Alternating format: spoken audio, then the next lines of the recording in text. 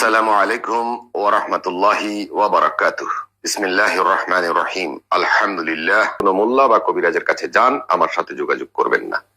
আমার এখানে ধীর স্থির ভাবে আসতে হবে, সবকিছু শেষ করে তারপরে আসবেন।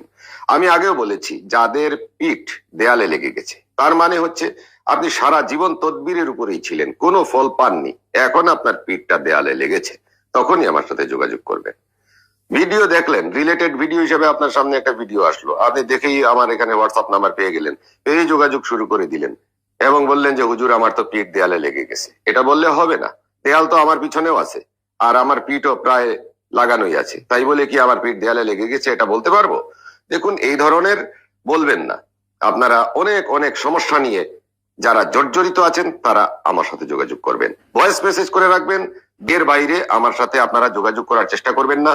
হুজুর আপনার বাড়ি কোথায়, আপনার চেম্বার কোথায়, আপনার কাছে যাব, এটা সেটা এগুলা করবেন না, দয়া করে করবেন না। কারণ এইভাবে আসার অনুমতি দিলে আমার ঘরে অন্তত 5,000 মানুষ এট এ টাইম এসে হাজির হয়ে বলবে আমাকে তদবির দিন, আমি সেটা দিতে পারবো না। কারণ আমি একক, আমার কোনো অ্যাসিস্ট্যান্ট নাই বা আমার কোনো ধরনের সাহায্যকারী নাই, একমাত্র আল্লাহ আমার সাহায্যকারী আর আমি নিজে তদবির করি।